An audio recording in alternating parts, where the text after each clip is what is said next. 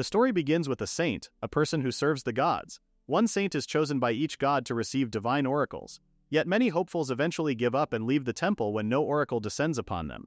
Still, countless others remain, training year after year, believing that if they work hard enough they too might one day be chosen. To become a saint is considered the highest honor, a blessing that could change the course of one's entire life. Among all these hopefuls, the chosen one was a young girl named Eleanor. Voluntarily, a baron's daughter with perfect posture and a slightly superior air, confronted Eleanor one morning. She spoke with a tone that balanced between pity and scolding. She told Eleanor she was being cruel. Even if Lord Crowl was mocked by many as an incompetent god with no real power, Eleanor was the one who had been chosen to serve him. She claimed Eleanor should feel grateful.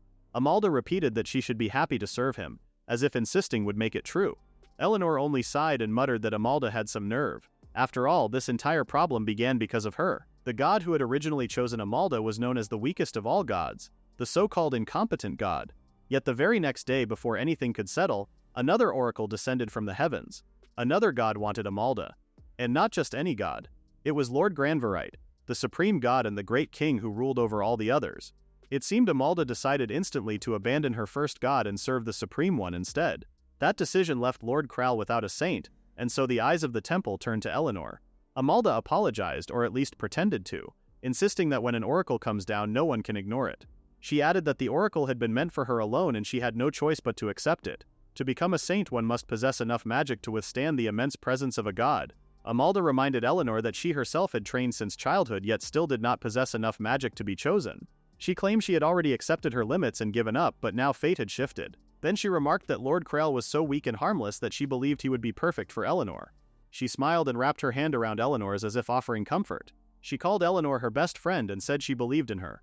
But deep within her carefully controlled expression, Amalda was simply thinking that this troublesome responsibility belonged to Eleanor now and no one else. She urged Eleanor to go on and serve Lord Crowl. She said Eleanor had no choice but to accept it. But Eleanor had other plans. Feeling cornered by everyone's expectations, Eleanor ran deep into the nearby forest. She muttered to herself, wondering how life could be so unfair. She felt as if the incompetent god had simply been dumped on her without any consideration for her feelings. Her father offered no help at all. He told her he would sort things out eventually, but for now she should forgive him and be patient. His words only added to her frustration. A saint was the one and only special companion chosen by a god. To become one meant devoting one's entire life to that divine being. But Eleanor already had a fiancé, someone she had chosen herself. Once a person becomes a saint, they can never marry. The ceremony for her engagement had already been planned and could not be cancelled. She pictured her fiancé in her mind, a man with soft light-colored hair who had always smiled gently at her. Feeling lost, she headed toward a secluded house where Lord Crowl was said to be resting. She tried to calm herself by imagining this situation as temporary, a brief inconvenience that would resolve itself. Once she steadied her breath, Eleanor opened the door, determined to at least introduce herself properly instead of moping around. What she saw inside was nothing she had ever imagined. A massive dark blob pulsed quietly in the center of the room. Its form shimmered strangely, shifting as if made of fog and ink. Eleanor wondered if this bizarre creature was truly Lord Crowl. She had heard rumors, but nothing prepared her for this. She whispered a hesitant greeting, unsure if the being could even hear her. Without warning, the darkness lunged forward and enveloped her. She gasped, then froze as a deep yet oddly tired voice echoed around her. The blob spoke and confirmed that he was indeed the god she sought. Relief washed over her. At the very least he could communicate. People said the incompetent god was too foolish to understand human speech, yet clearly that was untrue. Lord Crowl asked her calmly if she needed something from him. Eleanor realized she needed to explain everything. She straightened her posture as best she could within the strange dark space and introduced herself as Eleanor Cladiel. She explained that she would be serving him from today onward. She added that she was only taking care of him temporarily, filling in for Lady Amalda.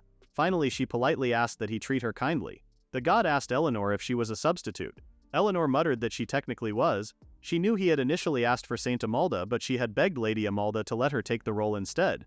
She wanted to be a saint so badly, and since their magic matched, Amalda reluctantly gave up her place before him. Eleanor added that if there was any problem he should punish her instead, because Saint Amalda had always kept him in her thoughts, but the god immediately knew that was a lie. He asked if the role had been forced on her instead. Eleanor began to sweat, and the god told her she was well aware of how he looked now, and what she should prefer. Even though she had been chosen as a saint, no one ever wanted to stay with him. The god told her he was hideous. Everyone ran away before even speaking to him, even the so-called pure and noble saints, but Eleanor knew that could not be right. As far as she knew, the records said that more saints stayed and fulfilled their duties than fled. The little black blob insisted that a young lady like Eleanor should not be here. The previous saint served for about a year, then was summoned by a higher-ranking god. They said it was because of the purity of her heart. When Eleanor looked around the house, it appeared as though it had never been cleaned. Dust coated every surface and cobwebs hung like gray curtains between the beams. The blob told her she did not need to come back tomorrow. He said he would not blame her. He would simply give the temple some excuses. Eleanor told him he was right. This dusty, filthy, and dark place was not where anyone wanted to live, so she would do as he said and leave. She began to walk away, but halfway to the door she stopped. Her eye twitched at the sight of a moldy teacup under the table. There was no way she could let a house stay in such a disgraceful state, not even a god's house. She announced that she was going to clean up. All she needed was a broom and a bucket. Meanwhile, the blob seemed to be arguing with another being who asked if he was seriously going to let her leave. The blob said it was fine since she was only a substitute saint, but the other voice scolded him, saying he was wrong to even call her that. Such disrespect should not be tolerated. The entity said that with one word from him, the other gods would rise up as well. He demanded that he show them his greatness, but the blob god thought he was not worth that much. He had lost his memories and his true form. He did not even know if he was still truly a god anymore. The voice told him he had absorbed too much of mankind's corruption. If he had a saint, it could have been purified. But that girl Amalda, chosen by the supreme god, had dared to reject being his saint. He wondered aloud if there could be a more obvious deceit.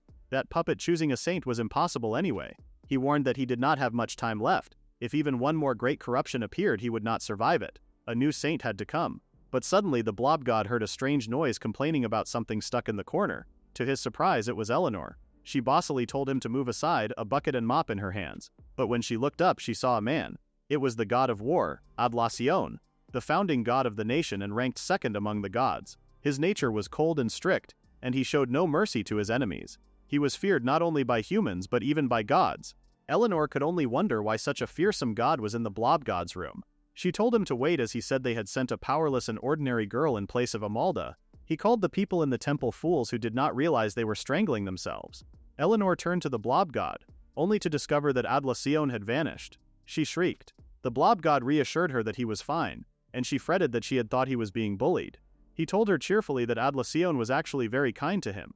He was known as a god of justice who despises evil. If someone were being bullied, he would rush in to protect them. Eleanor held her hands to her face, embarrassed she might have seemed rude. But the blob god was clearly pleased that she had shown concern for him. Still, he wondered why she went so far, especially since she was only a substitute. He reminded her that she did not need to deal with something as ugly as him. Eleanor could not lie. The god was certainly not a looker, and she knew that serving another handsome and highly ranked god would obviously be easier. She had trained for years dreaming of being chosen by one of them, but the god who chooses you is not up to you. It is something an aspiring saint must accept. So she decided what to do. She turned to the blob god and told him that no matter which god chose her, she would serve with all of her sincerity. So now that she had become his saint, she would give him her all. The god stared at her and asked if that was what it meant to be a saint. He thanked her. But Eleanor said she refused to be like everyone else who ran away. She would not lose to those who dodge responsibility and push their duty onto others. If anything, she was more motivated than ever to help him. The god smiled, telling her that if that was her decision, then he would be counting on her from now on. Eleanor smiled back at the little black blob, feeling oddly proud of her choice. Back at the dormitory for saints, Eleanor got herself ready for the day. It was the morning after she had become a stand-in saint, and today marked the day her real duties would begin. Once she had dreamed of being a saint, and now that she had accepted the role, she knew she could not simply quit halfway. It was not quite the ideal situation she had imagined, but none of that mattered anymore. Right now she was Lord Kral's saint. First she had to prepare the meals, which was always the saint's first job of the day. Meals for gods and saints were made in the temple's great dining hall. They were brought 3 times a day to the gods' rooms and eaten together with their saints. That was why Eleanor had to carry the food to his room every single time, which was unfortunately quite a long walk from the dormitory. Of course it was a hassle, but she had not returned to the dining hall since her training days, so she felt a flicker of excitement at the thought of seeing it again. Eleanor walked through the hall, delighted by the smell of breakfast and eager to catch a glimpse of the quiche she had dreamed about the night before. But suddenly, something struck her. A piece of food presumably thrown at her on purpose. She gasped and heard cruel voices echoing behind her. They sneered that Eleanor was filthy just like her master, and that the food might help wash her clean. The temple really was this sort of place. Backstabbing, gossip and tripping each other up were all everyday events. Eleanor could not stand it. A group of girls giggled, and Eleanor looked at them in disbelief. Naturally, they played innocent and insisted it was not them. Another girl added that they should keep their distance, because if they looked at Eleanor too long they might catch the incompetent god's curse. Eleanor snapped and demanded to know what they meant by that. But the girls scattered before she could say another word. It infuriated her. The irony of calling this place a temple. There was not a shred of purity anywhere. When Eleanor finally reached Kral's room, he anxiously asked if something had happened. Seeing the state she was in, Eleanor snapped at him and told him that this was the dining hall's doing. The difference in meal ranks was far too extreme. In fact, what they had given him was not even a proper meal. She looked at the moldy bread and the unpleasant soup, poking it apart to find anything edible. But Kral remained silent. Eleanor immediately realized she had messed up by placing the tray straight on the floor. The gesture felt like something a person would do to feed a pet. Kral explained calmly that a god did not need food to survive anyway. There were only two ways for a god to die. One was to be killed by another god. The other was to discard their own divine powers. In fact, he had not eaten anything for over 100 years. He told Eleanor not to worry about him and that she should enjoy her meal instead. But Eleanor muttered one phrase under her breath that caught his attention. She said, "Full course." Crowley blinked and asked what she meant. She told him she meant that the other gods received full-course meals. She had seen the extravagant dishes laid out in the dining hall, and if he did not even need to eat, then the whole effort felt pointless. Kral admitted that while he did not need food, he still naturally felt hunger. Eleanor told him sharply that if he felt hunger, then he was not fine after all. She added that after this she would be doing a big cleaning session, so he should hurry up and eat already. The blob god did not respond, only watching her rush out of the room. After a few hours, Eleanor made some progress with the cleaning, but no matter how many times she looked, the place hardly seemed to get better. The only blessing was that Kral's room was not very large, unlike the palaces or mansions other gods occupied. Amalda had been allowed to live in one of those, surrounded by her own maids. So much for a saint serving her god alone. Eleanor told Kral to shift so she could clean the other side. He immediately obeyed, squelching across the floor. Eleanor grew irritated to see that he made the area even dirtier. His black secretion oozed out of his body like thick tar. She wondered how something like that could be a god's bodily fluid. Krala shouted for her not to touch it, but it was already too late. Driven by curiosity, Eleanor dipped her finger into the substance. The ground beneath her rippled, softened, and then suddenly began to swallow her whole. It was pitch black in the room Eleanor landed in, and she could not see a thing. She shifted around in the darkness, her breath growing shallow as the air grew thick and heavy. Then she heard it, whispering. Countless voices, slithering through the darkness and curling into her ears. They kept repeating the same words.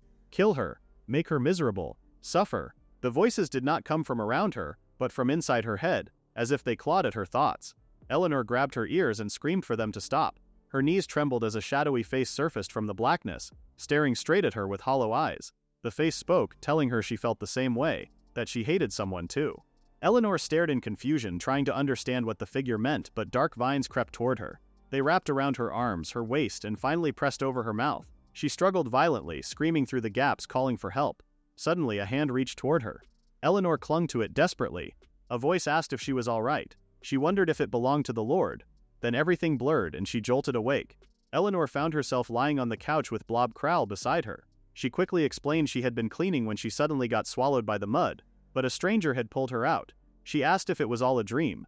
To her shock, another voice answered from behind her. She was mistaken. Lord Elacion was standing there. Eleanor stared at him in disbelief and asked what he was doing here.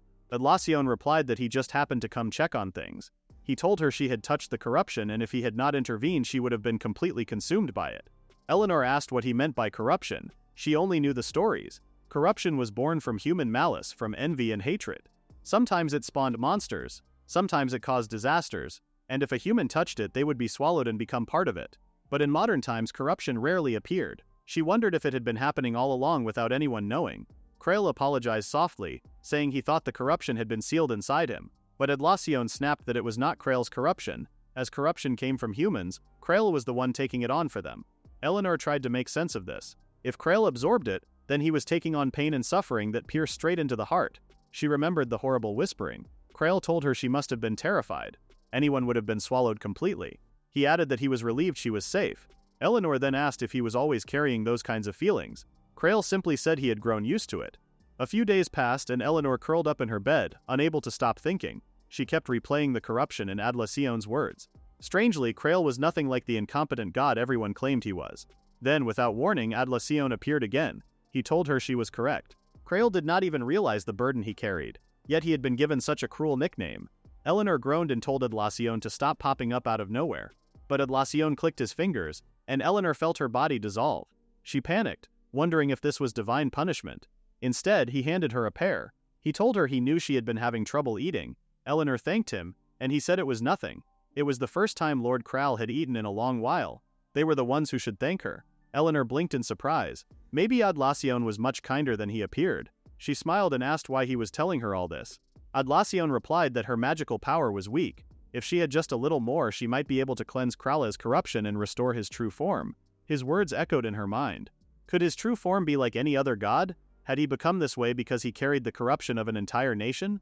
To call such a god incompetent, to lock him in a filthy room, to abandon him, it was too cruel. Eleanor knew she was only a stand-in, but she wondered if there was anything she could do. She was surprised at how much the thought weighed on her heart. Suddenly she stood up and shouted that a god should just say more of what he wanted. Being too kind could be a problem too. A voice answered her. Someone asked what she was talking about. Eleanor turned and saw a light-haired boy standing before her. He looked her up and down and said she was not as impressive as he expected. The boy tilted his head and asked if this was really the saint candidate. He clicked his tongue and said she was not nearly as impressive as he expected. Eleanor sat up glaring at him and demanded to know what he thought he was doing climbing into someone else's bed without permission. The boy laughed loudly, almost offended. He asked what she was doing to an innocent young boy like him. Eleanor scolded him immediately, saying that was her line. Sneaking into a maiden's room without permission, god or not, was unforgivable. The boy argued that a maiden does not suddenly shove someone out of bed either. Still, he told her not to worry, he would never lay a finger on her. His cheeky grin made Eleanor bristle. Even if he acted like a brat, he was still technically a god who protected the country. He then said she was not even his type to begin with. Eleanor threatened to toss him out of the window instead. He gasped, asking what she was doing and if this was really supposed to be a saint. He said he did not understand her taste at all. Eleanor scolded him for referring to Kral as that one. The boy rolled his eyes and said it was obvious. Of course he meant the one she went to visit every day. Eleanor blinked and asked if he meant Lord Kral, but the boy stopped her. Humans should not call him that. Now that she thought about it, even Lord Adlacion never used his name. He always referred to him as that one as well. According to the boy, Kral was only a name humans made up. The real name had been lost when he absorbed too much corruption and lost his memory. Eleanor was stunned. He had another name, and he had forgotten it as a god. She remembered how the founding myths listed every god's true name, so Krile should have been no exception. The boy explained that the name Krile belonged to some swamp spirit from folklore, not a divine being. That was not his real name. Eleanor asked if it could belong to a god who never appeared in the myths. The boy fell silent. Then he suggested something shocking. One of the gods might be a fake, using someone else's name as a disguise. Eleanor stared at him, asking if he was serious. Who would ever dare impersonate a god? Before she could finish, the boy rushed to her and covered her mouth. He whispered for her to stay silent. Someone was coming. More specifically, a woman. A voice outside called for Lord Lufree, asking where he had gone. The boy grimaced. It was Saint Rosalie. She approached the door, insisting she knew Lufree was close. She kept cooing his name, saying he could not fool her and that even a locked door would not stop her. Eleanor whispered that he should just go talk to her, but Lufree looked horrified. The last thing he wanted was to deal with Rosalie. He said that if anyone was going out to greet her, it would be Eleanor alone, but she must not reveal he was inside. Eleanor smirked wickedly. A god and a saint alone in a room together. Anyone could misunderstand. It almost looked like a scandal. Lufree promised she would pay for that comment. Eleanor stepped outside and was immediately tackled into an embrace by Rosalie, who had not even checked who she was hugging. The saint shrieked when she realized it was Eleanor. Eleanor calmly told her that Lufree was not there. Rosalie wrinkled her nose, asking what kind of smelly place this was. She declared she would never expect Lufree to appear in such a horrid location anyway. Rosalie leaned in and hissed at Eleanor, warning her not to tell anyone she was staying in the dormitory. If she did, she would not get away with it. Normally a saint lived in the same quarters or mansion as their god. If Rosalie was in the dorms, then things were clearly not going well. Maybe she was not getting along with her god. No wonder Lufree kept running away from her. When Eleanor returned inside, she muttered that choosing a girl like Rosalie as a saint was madness. Lufree sighed and admitted he was not even the one who chose her. Eleanor asked what he meant. She should have been chosen by an oracle, right? Lufree only shrugged as if the matter was trivial. A god could only directly aid a saint, and with other humans it was nothing more than small talk. But he learned that gods could deliver important messages through an oracle. Eleanor leaned closer, asking if that was why oracles and saints were held in such high regard. Lufree scoffed, saying if everyone was like her, the temple would have it easy. Who even verified what an oracle said? And if someone lied, who would be able to see through it? Eleanor's eyes widened, the room seeming to tilt. She asked him if he was telling the truth. Lufree told her there were hardly any real saints in this temple. The only god who personally chose his saint was probably Lord Adlacion. The rest were nobodies from who knew where. Eleanor's voice trembled as she asked why things were left this way. Fake saints were normally punished, but Lufree said humans were arrogant, and he did not see why he should go out of his way to do them a favor. Punishment was meant to correct people, and he had no reason to correct anyone. He simply did not care. Eleanor stared at him, unable to believe what she was hearing. Her whole life she had been told this country was loved by the gods, that they shielded their people, that this was why the land remained safe, untouched by monsters or natural disasters. To think all of that could be wrong made her chest tighten. Lufree gave her a lazy, almost amused look. Where did her confidence even come from? How did she simply assume she would be cared for even if she did nothing? He said he did not choose saints anymore, he did not share blessings, and he did not even live in the temple, though he admitted he popped his head in every now and then, just to see if things were falling apart. Eleanor did not know how to respond. Then he mentioned he was not as strict as that one. Eleanor blinked. Krall strict? That was impossible. If anything, he was gentle, patient, and endlessly kind. Lufree shook his head, saying humans only ever saw the surface. That one might be merciful, but he was far from kind. She would understand when she saw his original form, and if she was curious, she should try cleansing his corruption. Eleanor stiffened, knowing that was easier said than done. Lufree said a saint could cleanse it. But Eleanor always doubted herself. From the way Lord Adlacion spoke, she suspected there was some method, but the temple library held no answers. She turned to Lufree, asking if there truly was a way to cleanse corruption. Lufree stared at her for a long moment, and she could not help but grin, anticipation bubbling up inside her. He asked if she truly wanted to know, and she eagerly said yes. The method was simple. She needed to become a true saint. Without warning, Lufree grabbed her shoulders and pinned her down against the mattress. She squealed, flailing as he leaned close and whispered that a saint was a god's partner. They would sleep together, skin to skin. Eleanor shuddered so violently she nearly shook him off before she bounced back up and snapped that she could not. She had a fiancé, and the wedding date was already set. Lufree stared at her like she had lost her mind before bursting into laughter. There was no way a marriage with her would last, he said as he wiped tears from his eyes, and she would certainly get cheated on. Eleanor erupted, shouting that her marriage would be perfect and the wedding flawless, especially after all the work she had put in. She hired the capital's best seamstress to craft her gown and trusted the ring design to a famous artisan, and she was inheriting her sister's veil. But Lufree only sneered, saying it would not suit her anyway, and the whole thing sounded like a joke. That was it. Eleanor finally snapped. She grabbed him by the collar and threw him out with all the force she could muster, shouting at him never to come back. Lufree tumbled out of the room, still laughing, still mocking her as if her fury were the funniest thing he had ever seen. Eleanor fumed, shaking with frustration. How dare that brat torment her like this? She was one step away from her dream wedding. She would have the perfect ceremony and a peaceful, happy married life. She would make it happen no matter what. But then a letter arrived for Eleanor. She froze, staring at the seal as if it were a serpent's eye. Slowly she looked up in disbelief. Eleanor cleaned aggressively that day. Every sweep of the rag was practically an attack. Krell watched her in quiet concern. He said it was a great help that she had been cleaning since morning, but gently suggested she should take a break. Eleanor looked exhausted. Her hair clung to her face, her shoulders slumped, and her eyes were distant as if her mind was locked somewhere far away. It turned out that morning had brought her a letter. A very blunt, very cruel letter from Eric, her fiancé. He wrote that he heard about the situation from Count Claudiel, and now he understood the truth. She and her family had deceived him. The other day Lady Amalda visited his estate and told him everything. Amalda said that becoming a saint was Eleanor's lifelong wish, so she chose a hideous god as her partner instead of Eric. Then, unable to bear the god's ugliness, Eleanor supposedly ran crying to the count. Eric continued to write that Eleanor even tried to claim Amalda forced it on her, making Amalda look like the villain, but Amalda had cried, saying she only did what she thought would make Eleanor happy, never meaning harm.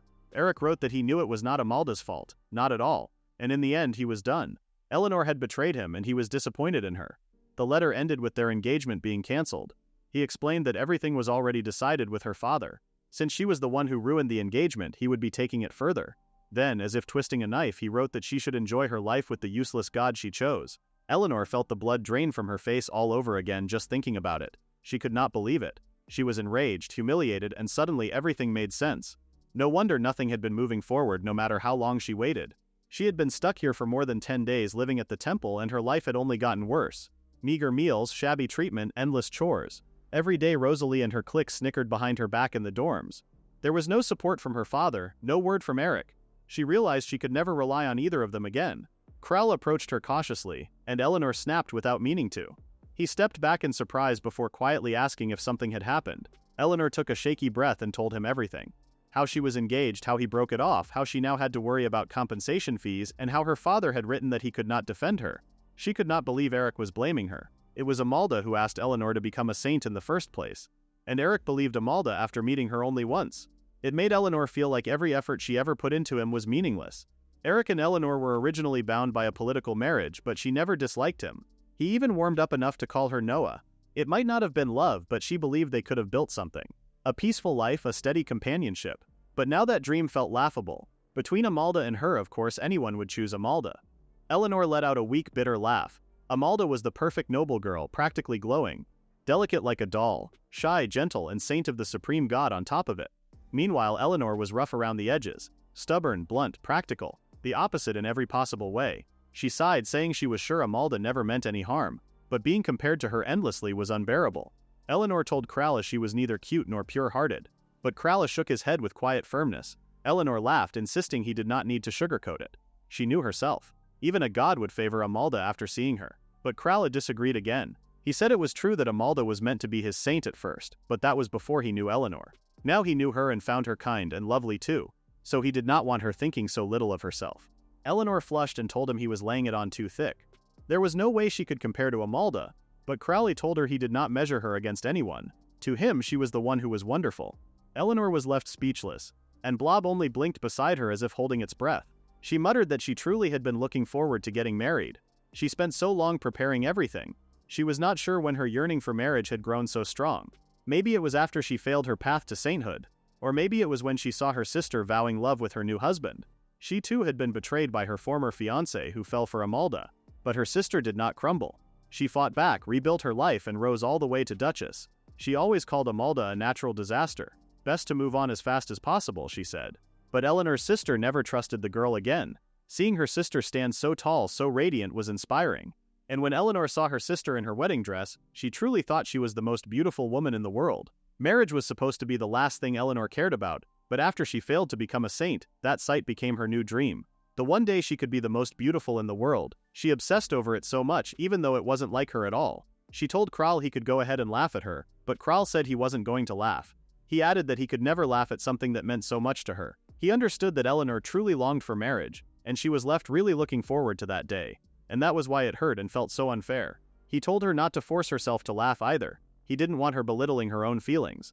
Eleanor's eyes widened. Even Lord Lufrey laughed it off. But Kral was different. Eleanor told him she ended up venting so much, then forced a smile and said she felt better.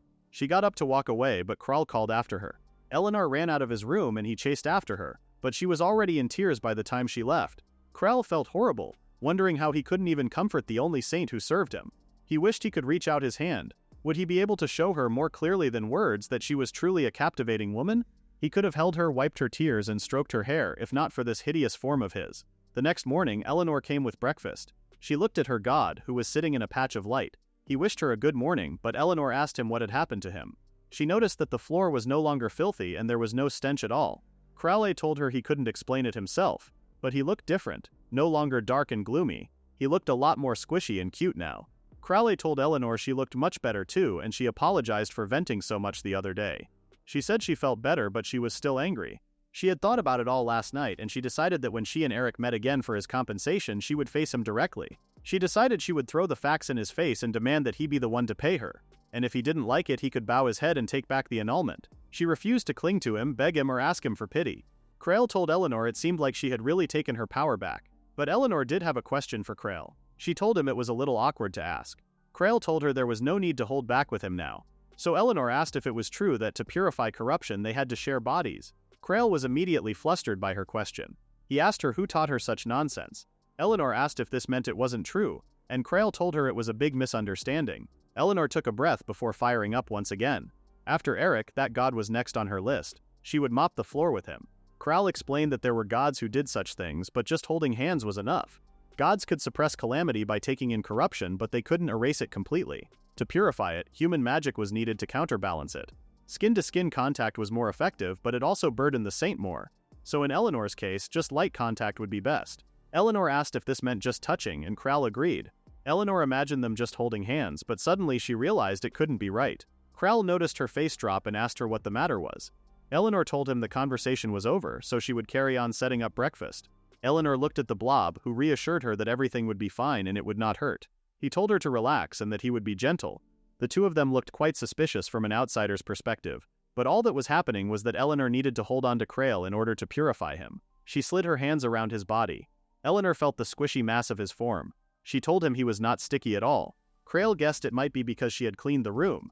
Eleanor could not lie. Krail's texture was so addictive to touch.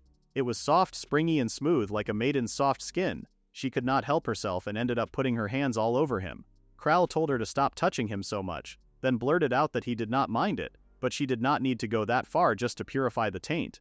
Since that day, Crowell's body had definitely changed. Even when moving or eating, there were no signs of filth left behind. No stickiness at all. She wondered if she could get away with continuing to feel him up. Crowley told Eleanor they could do this properly, and Eleanor agreed. She held a single fingertip toward his body, and Crowley announced that he would release his corruption now. He said he would only give her as much as she could purify, so she could relax. According to him, corruption was born from people's hearts, and magic too was tied to the heart. Since they were both powers of the heart, when they connected, the stronger one prevailed. But Eleanor wondered if corruption meant those feelings. Crowell calmly said her name before telling her it was done. Eleanor looked up at her hands as Crowell thanked her for her effort. Eleanor was stunned. She had not done anything, but Crowell reassured her that this was how purification worked. It was not done all at once. It had to be purified little by little. If you tried to purify more than you could handle, it could consume you instead. And you could not do the next purification until you recovered the magic you used, so Crowell told her to take it easy and rest today. Eleanor accepted it, knowing it was true. Her magic felt completely drained. The amount of corruption you could purify depended on your magic power, which meant for her, all she could do at once was about a fingertip's worth. All Eleanor could wonder was how long this would take. She was supposed to restore a god whose entire body was filled with corruption. Crowell told her to relax, reminding her that everyone had their strengths and weaknesses. Eleanor cried, asking if this meant her magic was not enough. She knew this would take decades. But Crowell told her it would be fine. The more divine energy a god had, the more corruption they held. He was surely not that great a god, so it should not take too long. But Eleanor knew that was not true. What a saint truly needed was vast magic to cleanse corruption all at once. No wonder they had tried to choose Amalda as the saint. With Amalda's amount of magic, Crowell told Eleanor he was just happy that she even thought to purify his corruption, and perhaps one day they would find a better way. But for now, they should keep going without worrying too much. Crowell added that there was something else they should be worrying about right now. Eleanor made her way to the room, a tray of food in her hand. She was thinking about the one piece of furniture she had left. She had thrown it out during that big cleaning spree, and she could not even ask father since he had not replied to her last letter. She assumed he was still arguing with Eric, and she had no desire to go in and ask the temple either. Eleanor heard some voices and peeked behind a tree. There they were, 3 girls discussing something about a god ratting them out, and about the priests bowing and scraping just because someone's family was a count's house. Eleanor knew this discussion was about her, especially when the girls called her a fake saint. They said it was gross and wondered if she did not feel ashamed staying in the temple. Eleanor wondered if this conversation was truly about her. One of them said she would go along with an idea that girls like Eleanor would not learn unless they got hurt. And then Eleanor gathered that this girl was going to use magic. The girl held out her hand, casting a spell she proudly called being buried in garbage. Eleanor gasped as a dark cloud of filthy magic began forming. She stepped out from behind the tree, her voice sharp and trembling with anger. She demanded to know what they were doing. Being drenched in water was one thing, but being covered in rotten trash was far worse. She stood her ground and declared that she would drag them straight to the priests. The girl, who turned out to be Rosalie, went cold. Her eyes narrowed with contempt. She told Eleanor she was acting far too high and mighty for a filthy fake saint. Before she could say anything else, her friends grabbed her arms, hissing that they needed to leave before they all got punished. They dragged Rosalie away, her glare still fixed on Eleanor. Eleanor hurried back toward her room, heart pounding, when she suddenly heard someone call out to her. It was Lydianne, the eldest daughter of a duke. She leaned against a post with the confident air of someone who believed the world itself bowed for her. She told Eleanor she ought to be thankful. Eleanor realized this must be the girl the others had gossiped about, the one from the high-ranking house who was engaged to the second prince. She was also Lord Adlacion's saint, said to possess talent that rivaled the royal court mages. But on the other hand, Eleanor asked what she meant by coming out with such confidence.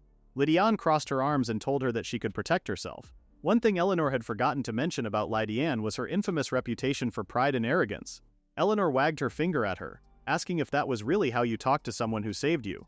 Lydianne lifted an eyebrow and said Eleanor could have been hurt if she had tried to block that magic with such a flimsy tray.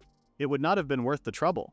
Eleanor was told she should feel lucky it had only been garbage. If it had been a stone or glass, the outcome could have been far more serious. Lydianne warned her not to act recklessly. If something were to happen to her, her god would certainly be sad.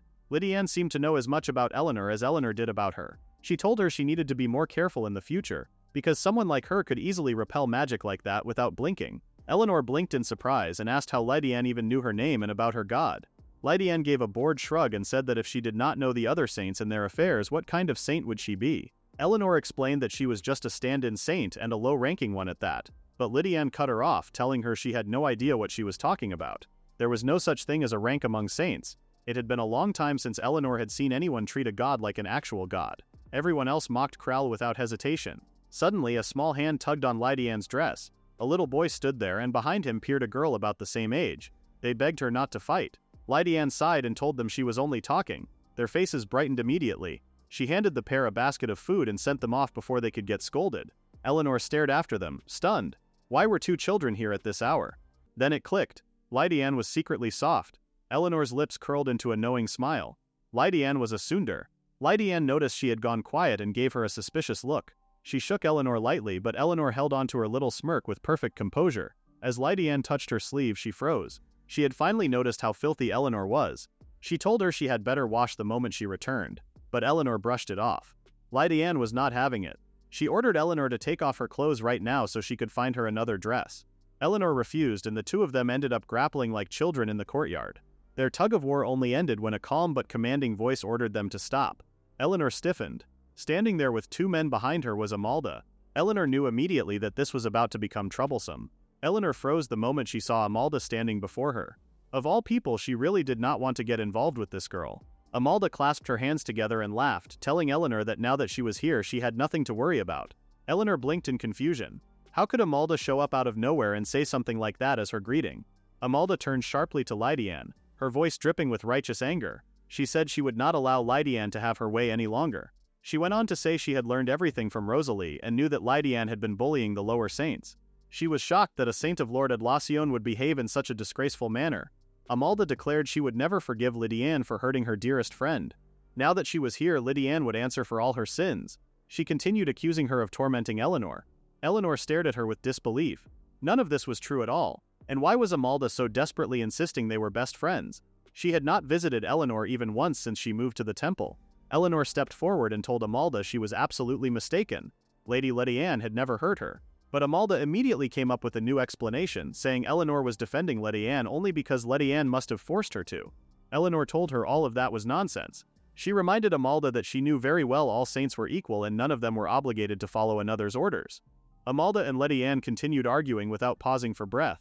Eleanor could tell it was useless. Neither of them was listening. Lydian denied bullying anyone and said she would never torment someone simply because they were beneath her. However, she did confess she had called Eleanor unsightly on one occasion. She insisted it was because she prided herself on honesty. She said she had no intention of making excuses, so if that made her the villain, then she would accept it. Eleanor grabbed Lydian's hand and told both of them that they were a terrible match. She marched Lydian away before either could escalate the fight further. Lydian tried to shake her off, insisting she wanted to settle this properly, but Eleanor refused to let go.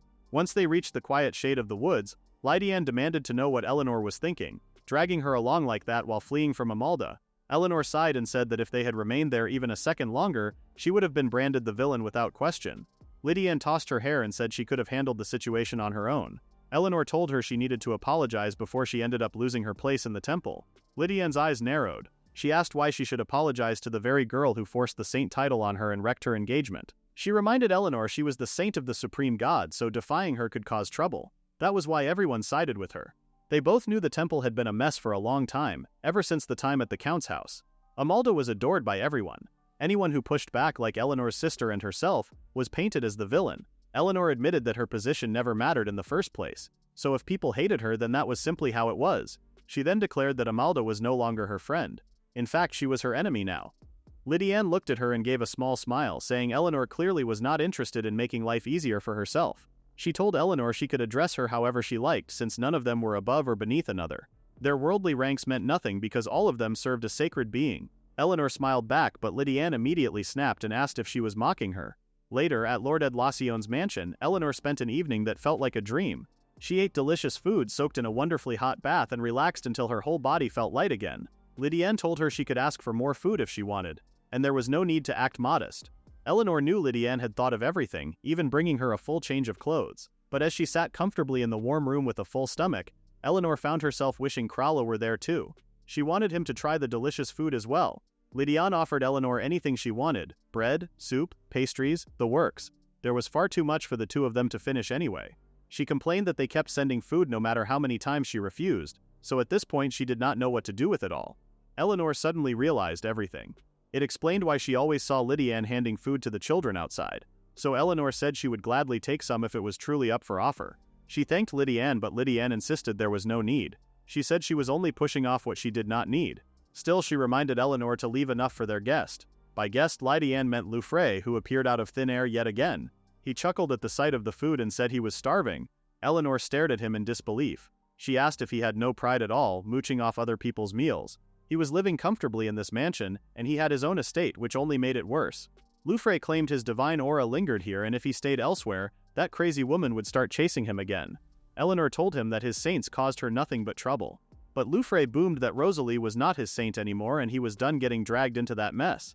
Eleanor told him not to dump that nonsense on her. If he created the chaos, then he should take responsibility and deal with Rosalie himself.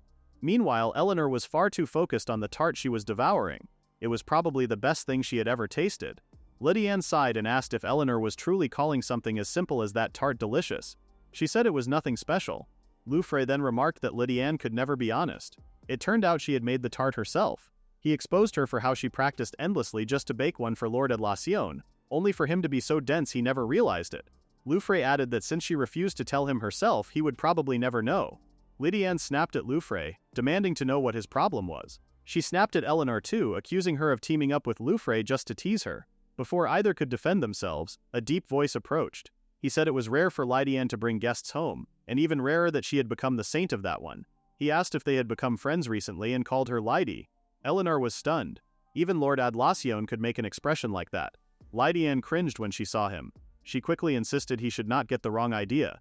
Eleanor was not her friend or anything. But when Adlacion asked why Eleanor was here, Lady Anne clamped a hand over Eleanor's mouth the moment she tried to speak. Lady Anne hurriedly explained that she noticed Eleanor looking hungry. She hissed at Eleanor not to utter another word. Eleanor whispered to Lady Anne, asking if she should tell Adlacion the truth, but Lady Anne warned her that he did not have time for anything petty. She did not want to bother him. Later that evening, Adlacion told Eleanor that she was welcome to visit again. He said it had been a long time since he had seen Lady look that happy. He even walked her to the door, explaining that the roads at night were dark and that walking alone in the temple grounds could be dangerous.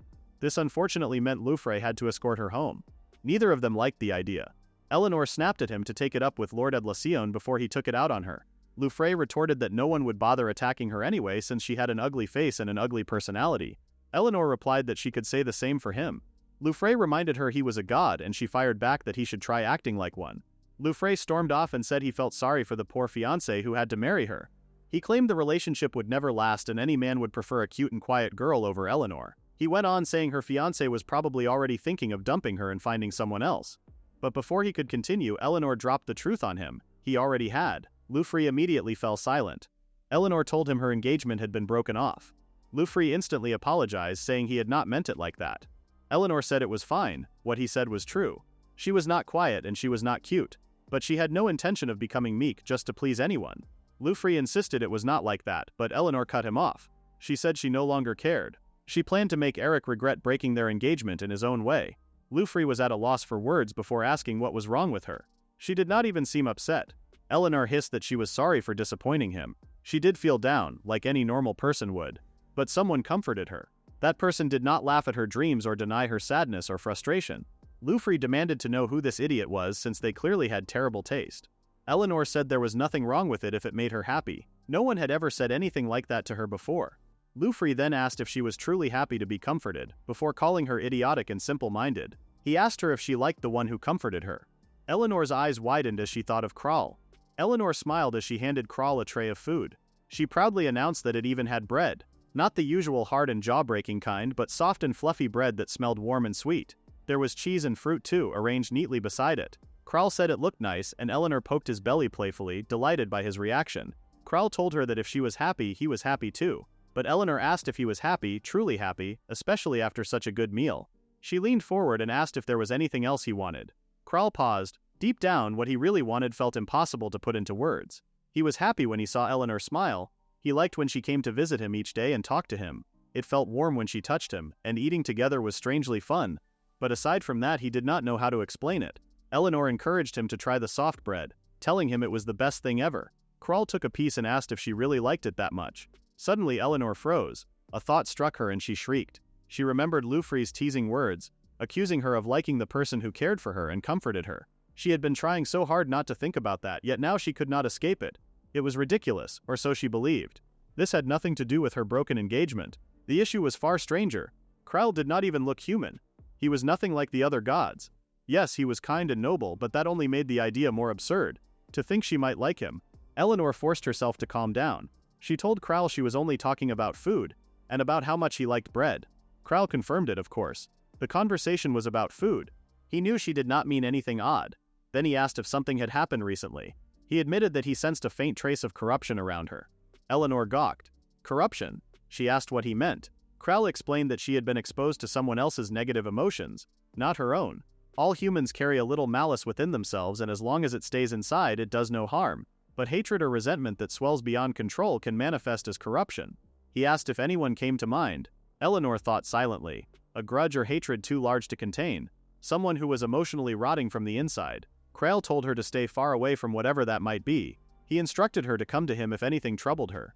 He promised that no matter how dangerous the corruption became, he would protect her.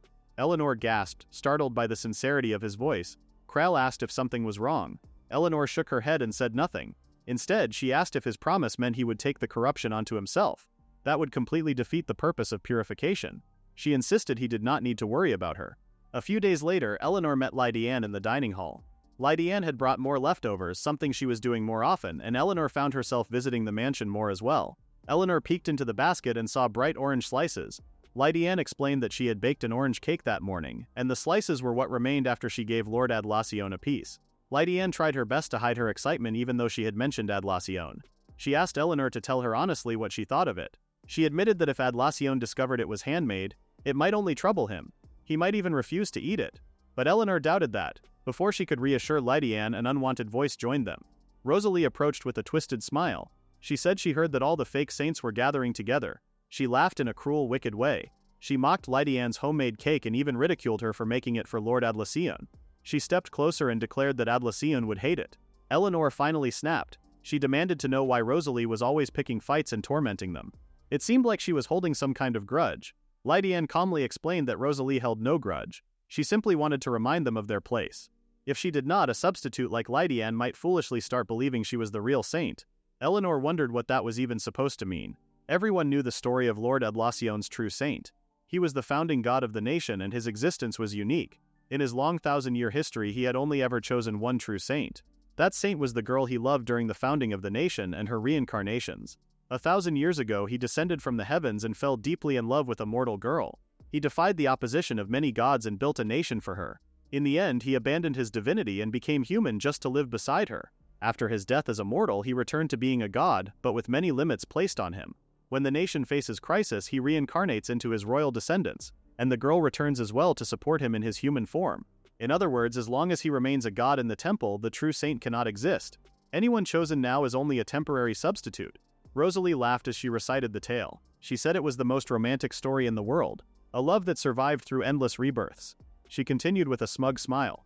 Adlacion's heart had belonged to that girl for 1,000 years. Rosalie claimed she personally could never love someone who was already devoted to another.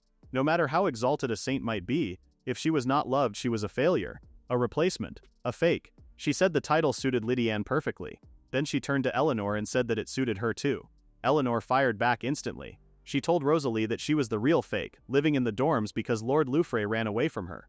Eleanor added that Loufre was so frightened he would not even approach his own saint, which was far worse than being a substitute. Rosalie froze at those words, her expression twisting in shock and disbelief. She grabbed Eleanor's sleeve and begged her to explain how she knew. Eleanor only smiled thinly. If Rosalie truly wanted to know, she should ask her beloved god herself. Eleanor pulled Lydianne away, and they slipped into the quiet woods behind the hall. Eleanor glanced at her companion, asking if she was all right. She noticed how Lydianne had not fought back this time. Lydianne said she was not bothered by Rosalie's insults because they were true. She was not the one Lord Adlacion truly wanted. If she were the girl reborn, she would still remember his love. The reincarnated Lord Adlacion no longer possessed the body or power of a god. He guided the people with only the lingering echo of what he once was. That was why his true saint always retained her past life's memories so she could support him during his mortal incarnations. Lydianne had arrived at the temple knowing she had no such memories. Adlacion had called for someone to help change the temple. He told her that personally, and that was why she became his saint. Even the royal family did not dare interfere with the temple as it stood, so the kingdom sent her in the hope that she could reform it from within. But Lydianne admitted quietly that she was not here for the kingdom, she was here for him. It did not matter if he never loved her. Being useful to him was more than enough. At least that was what she believed. But ever since Amalda appeared, no one listened to her anymore. She could not even fulfill the expectations placed on her. She insisted that she was not sad about not being loved. What hurt was that she could not be of use to him. Eleanor listened carefully before asking if Lady Anne had ever had a friend. Lady Anne looked down, asking if Eleanor was mocking her. Eleanor hurried to reassure her. That was not it at all. Lady Anne shrugged and muttered that perhaps her words were simply not worth hearing. Eleanor countered that this was exactly what she meant. Lady Anne should tell Lord Adlacion everything she had just confessed. Lady Anne refused. She could never say that to him. She had only been chosen to reform the temple and nothing more. To him she was nothing now. Eleanor squeezed Lady Anne's hand. How could she know what Lady Anne felt when Lady Anne had never let anyone in? Lady Anne insisted that telling Eleanor would not fix anything. But Eleanor was certain that things might change, and that Lady Anne could not see everything clearly by herself. Eleanor explained that she could not fix Lady Anne's problems, but she could tell her something she seemed completely blind to. She had been speaking nonsense from the moment the conversation began, because Eleanor had seen it with her own eyes. The way Lord Adlacion looked at Lady Anne with such gentle eyes, the way he watched her the entire time Eleanor visited the mansion, how he seemed genuinely happy that Lady Anne had found a friend. People, including gods, feared him, yet his gaze softened only for her. Eleanor told her firmly that there was no way she was nothing to him. Lady Anne looked up, hope flickering in her eyes. She said she was not Adlacion's reincarnated saint. Eleanor argued that she could not say that for certain. The story said the girl returned only when Adlacion became human, and that she always remembered her past life. Only the two of them would ever truly know. If Lady Anne did not remember, she could not deny it either, and besides, Adlacion clearly cared for her now. That alone meant something. Lady Anne stared at Eleanor in disbelief. She told her she was simple-minded, and what if she was wrong? Eleanor declared that if that were the case she would throw a too-bad party to cheer Lady Anne up. Lady Anne finally smiled. If that happened, Eleanor would take full responsibility and she was not going to talk her way out of it. Eleanor groaned about the unfairness of it, which made Lady Anne giggle. Back at the temple, Eleanor's words echoed relentlessly through Rosalie's mind. She could not shake them. Her friends whispered behind her back. They laughed at her. She knew she was the true saint chosen by her god, even if he never appeared. Even if they had spoken only once, she was certain of it. That one time Loufre had been in Eleanor's room. She had been searching for him everywhere. There had to be a mistake. Lord Loufre would never betray her. She was the real saint. Slowly Rosalie formed a single conclusion. Eleanor was trying to steal Loufre from her. That was something she would never forgive. Meanwhile, Crowley sat by his window staring out at the trees that trembled under a rising darkness. He could feel corruption gathering in the distance, thicker and far more vicious than anything Eleanor had purified before. If she tried to take it all in, her body would not endure it. Yet if she did nothing, the outcome could be much worse. He forced himself to think positively. She had pushed through every crisis before. She would do so again. His thoughts scattered when Eleanor burst into the room. She arrived like a sudden gust of wind, bright-eyed and brimming with excitement. Her abrupt entrance startled Krail so badly that he jumped to his feet, asking if there was danger or something urgent happening. Eleanor grinned and told him to follow her outside. To his confusion, she announced that they were having a tea party. She had arranged a little table and several chairs beneath the shade of the trees. The idea had come from Lady Anne, who wanted to return the favor for everything Eleanor had done. Today she wanted to host the gathering herself so that Eleanor's god could relax freely without the eyes of half the temple staring at him. Eleanor insisted Krail join them, but he hesitated. His presence usually made people uncomfortable. Still he followed, and to his surprise the tea party was rather enchanting. There were colorful pastries, fragrant teas and delicate fruit tarts set carefully on lace cloths. It looked like something out of a storybook. Eleanor turned to Lady Anne and joked that she must not know what relaxing meant. Lady Anne immediately argued that she had planned everything perfectly and this was not overdone at all. She also explained that since Lord Adlacion was away today, she wanted to steal a chance to hear Eleanor's thoughts without interruption. Loufre appeared with a sigh, dramatically complaining that he was tired of being used as the pack mule. He turned to Krail with a friendly smile and assured him the comment was not aimed at him. Crowley quietly asked if he was out of place, but Loufre waved the thought away and told him he was fine. If anyone was out of place, it was him. After all, what kind of god got treated like a donkey? Eleanor and Lady Anne instantly snapped at him, reminding him that being invited to the tea party did not give him permission to call them by their nicknames. They also pointed out that they never once allowed him to compare himself to a donkey. The arguing soon melted into laughter, and in no time the three were chatting away. Krail, however, slipped aside for a moment to quietly observe from a distance. Eleanor's peaceful moment shattered when an uninvited girl marched up to her. She snapped that Eleanor had been missing for hours and everyone had been looking for her. Not only that, but rumors were spreading that she had been seen with Loufre. Eleanor turned around to prove the girl wrong, only to see that Loufre had conveniently vanished. The girl refused to drop the subject. She accused Eleanor of flirting with him, repeating gossip Rosalie had spread. Eleanor stood abruptly and demanded why she would ever flirt with Lefree. She barely tolerated him as a friend. The girl pressed on, saying Eleanor had been caught secretly meeting him and that people claimed he had been alone with her in her room. Eleanor protested that Lefree had barged in without permission, but the girl did not believe her. She warned that if Rosalie saw Eleanor now, the trouble would be far worse than gossip. Their argument continued until the girl finally confessed that she was trying to protect Eleanor. Rosalie had been in a terrifying mood lately. If she saw Eleanor here, insults would be the least of it. Before Eleanor could respond, Rosalie herself arrived. Her presence cut through the air like cold steel. She looked angrier and darker than before, as if something poisonous had taken root inside her. She declared loudly that she was the one true saint and that everyone else was standing in her way. She called Lady Anne a counterfeit, and accused Eleanor of shamelessly flirting with Lord Lefree. Then she turned on the girl Mari, calling her a traitor. Another girl rushed forward to stop Rosalie, but Rosalie shoved her aside. The girl tried to calm her, insisting she had nothing to worry about. She claimed Eleanor was just clinging to Lefree and that he was probably tired of her anyway. Her attempt to soothe Rosalie failed. Rosalie stared at her and said only, "You too then." Eleanor shouted for the girl to move, rushing in to push her out of harm's way. There was a deafening bang. In that instant, they all knew they should have run the moment Rosalie appeared. Lefree arrived in a burst of light to defend them, and for a moment Eleanor felt safe. He was ranked third, so surely he could handle this. But something was wrong. A violent force struck him and sent him flying across the field. He crashed into the ground near Lady Anne and groaned that he could not access his power at all. Eleanor hurried to Sophie, the girl she had pushed aside, trying to shake her awake. When she looked back at Lefree, confusion twisted in her chest. Why was he not doing anything? Why could he not fight back? Rosalie declared that she alone deserved to be loved and saved, and the gods should be the ones running to her side. Her voice dripped with possessiveness and madness. Suddenly Eleanor heard Krail behind her. His voice was low and urgent. "Do not turn around." But it was already too late. Eleanor turned and saw nothing but a towering mass of darkness rising behind them. It loomed over her and Sophie like a living shadow, and its voice rumbled that it would never forgive them. Before she could reach him, Crowley rushed forward and blocked her path. He told her to leave Lefree behind. He said he could take the corruption into himself while everyone else escaped. Eleanor refused to accept it. Even Lefree had been helpless. How could Crowley face this alone? Crowley steadied her shoulders and told her it was his responsibility. If a god absorbed too much corruption, he would become a wicked god that harmed humans. He could not allow that outcome or allow this chaos to spread. He urged her to go. He said he did not want to hurt her. Eleanor felt tears spill down her cheeks as she begged him not to leave. She pleaded that they should escape together. Crowley shook his head and quietly told her that she was only a stand-in. She did not owe him anything. Lefree's strained voice called from somewhere inside the darkness. He asked Eleanor what she was doing and reminded her that she could find a far better god than him. He told her the tea party had made it obvious. Her friends loved her.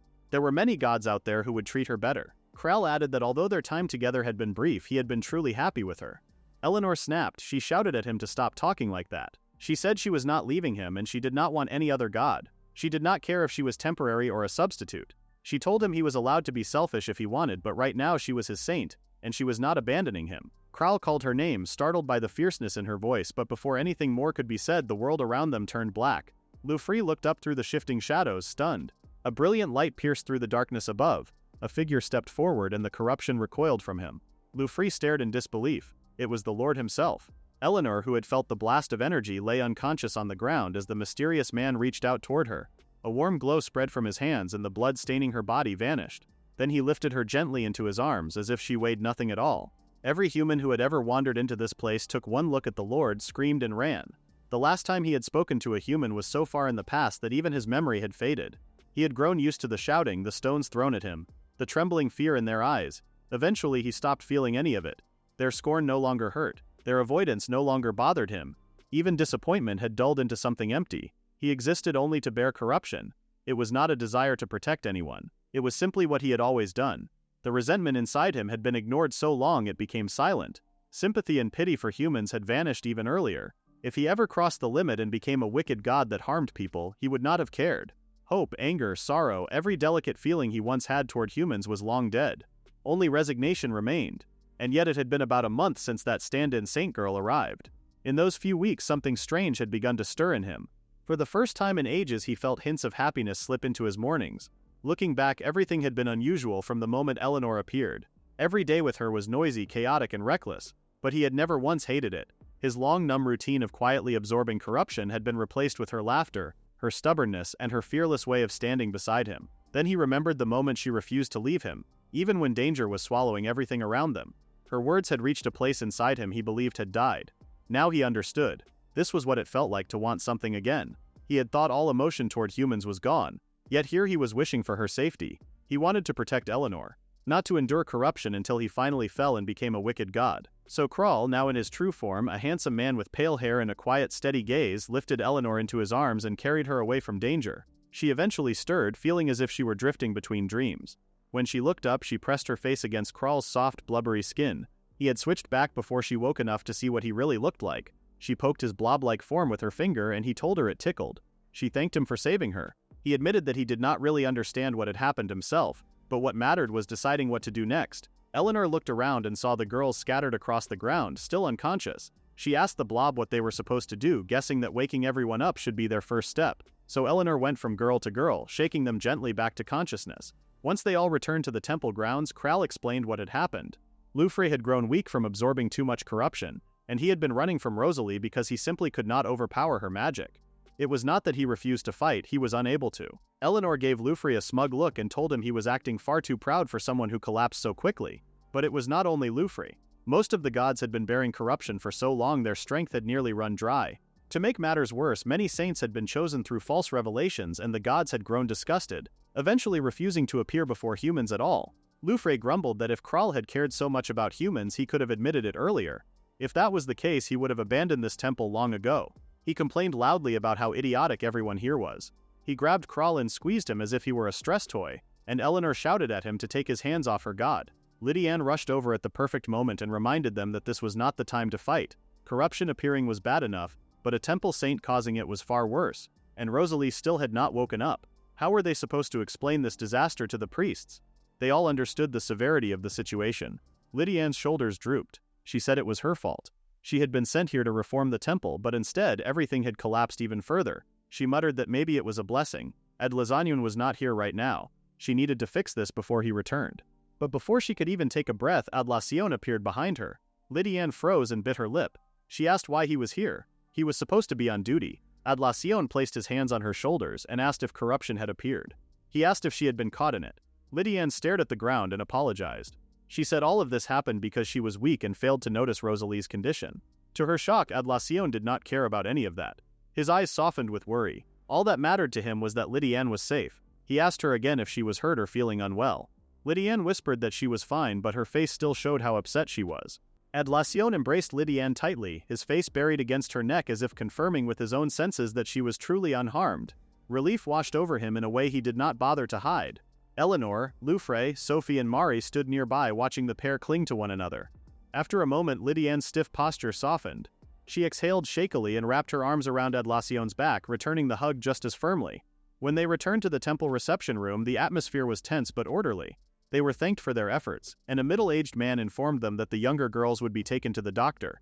He assured them everything else would be handled from here. Eleanor leaned back in her chair, exhaustion finally settling in. She had explained everything as clearly as she could, but would anyone truly believe her? Corruption manifesting, gods abandoning the temple. Even the remaining gods weakened. Each truth was enough to shake the entire nation. She glanced at Lydianne, thinking that at least one good thing had come from today. The way Adlacion held her was straight out of a romance story.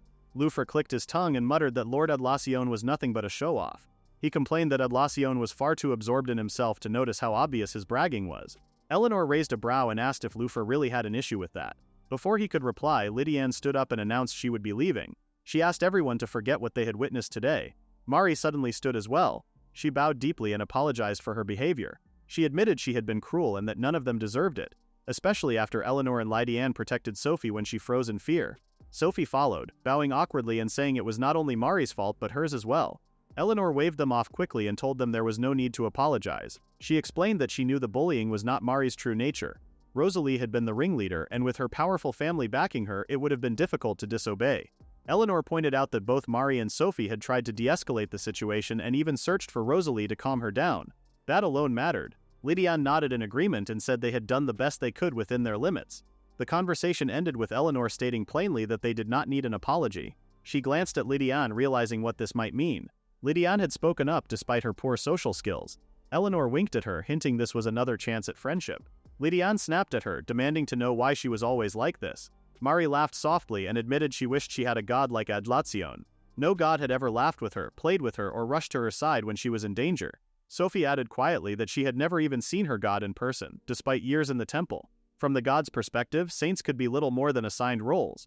But saints were still human. They arrived filled with hope, ready to dedicate their lives. Mari confessed that she believed the real fake saints were not Eleanor or Diane, but themselves. Even Rosalie must have known deep down, and that jealousy consumed her. A voice interrupted from the window. Loufre stood there, gazing outside.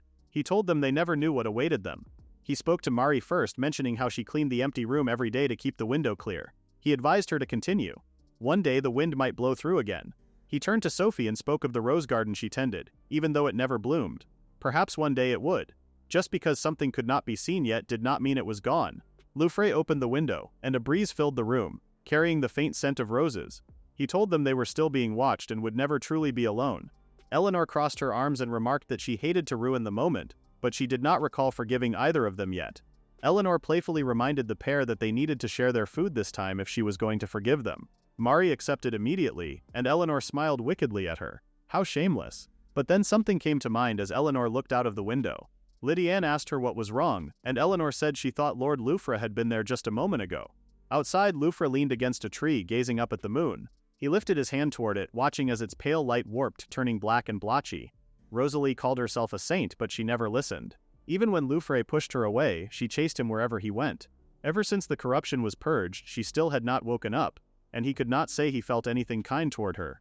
In truth, he realized he outright hated the girl. He remembered her words, how she insisted she was a true saint, how she begged him to stay, to accept her. Loufre knew it was not difficult to erase corruption entirely. If one refused to acknowledge it, it could be destroyed. If he did that now, she would finally be free of it. But the words that burst from him were not commands or judgment. Don't do it. He fell to the ground, clutching his chest. No matter how ugly it had become, it was still her heart. Rosalie's heart.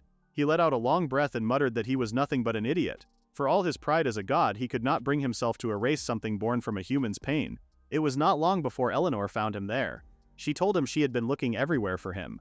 Loufre looked up sharply and asked why she had not gone home on her own. He snapped that she must have wanted an escort again. Eleanor snapped back just as fast, telling him he had it wrong. She came because she was worried about him. That left him genuinely stunned. Eleanor worried about him. A god. He scoffed and asked what she possibly had to worry about. He was a god, and she was human. But Eleanor reminded him that he had touched the corruption, and since he always acted tough and untouchable, she needed to make sure that was actually true. She held out her hand and told him to show her his skin. Loufre hesitated. Eleanor smiled gently and said she could purify it for him. She reminded him she owed him one after what happened in the woods. Then she laughed softly and told him to think of it as nothing more than first aid. Loufre smiled despite himself and asked if she even knew what it meant to purify corruption. Eleanor said she did. She told him it did not have to be strange, nothing like sleeping together. All she needed to do was touch his hand. Loufre admitted she was right. A god releases corruption in proportion to the other's magical capacity, but even the smallest miscalculation could cause intense pain. Skin-to-skin contact was meant to ease that burden. For a human, it meant entrusting yourself to someone even when a single mistake could consume you. For a god, it meant accepting the risk of harming another and trusting they would endure it anyway. That was what the bond between gods and saints was meant to be. Loufre wondered why, of all moments, he felt relieved. He told Eleanor that he could not purify unless he touched her. He placed his hands on her shoulders and Eleanor stiffened, heart racing. Was it supposed to feel like this? Loufre apologized quietly, admitting he was not as skilled at this as others. Then, before she could say anything else, he leaned down and pressed a gentle kiss to the top of her head. Loufre pulled back and told Eleanor it had been a while since he had done something like that. Suddenly, Eleanor bumped her head against his, and Loufre jumped back in pain. He snapped at her, asking what he had done to deserve that. Eleanor yelled back that she should be the one asking that. She growled that Loufre had no permission to handle her like that as a young lady. Loufre chuckled sarcastically, reminding her that no proper lady would go around headbutting people. Eleanor told him she could do that if she needed to and that it was perfectly normal for her. Loufre tutted. Had she forgotten he was a god or what? Even after he purified corruption and treated her like a person, she still showed no respect. Loufre smiled and asked Eleanor if she would be his saint. Eleanor was taken aback by the sudden proposal. Become Loufre's saint? She looked down sadly and told him she was sorry. Loufre asked what that was meant to mean. He could not believe it. It was not as if Eleanor could ever find a god better than him. Eleanor told him that he came to help her even when he was weak himself and that he never turned his back on her or the others. After today, she realized Loufre was truly a fine god, but she had already made the decision to serve Lord Kral. and as long as she remained in the temple she wanted to help her own god.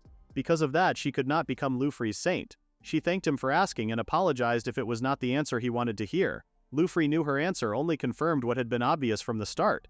If only they had met a little sooner. If only he had said it earlier. And if only he had acted more like the god he was. Maybe then things would have turned out differently. If Eleanor could be swayed by another god's invitation, Lufri knew he would never have felt this way about her to begin with. If she were not exactly as she was, he would not have wanted her as his saint at all. It was bittersweet for him as he laughed and told her that her pout did not suit her.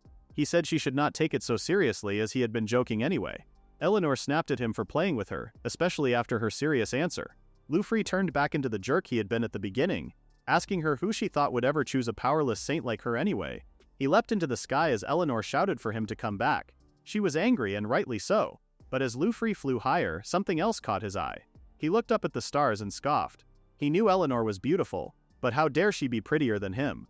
The next day Eleanor rushed into Kral's room with a delicious plate of hot food, freshly made from the dining hall too.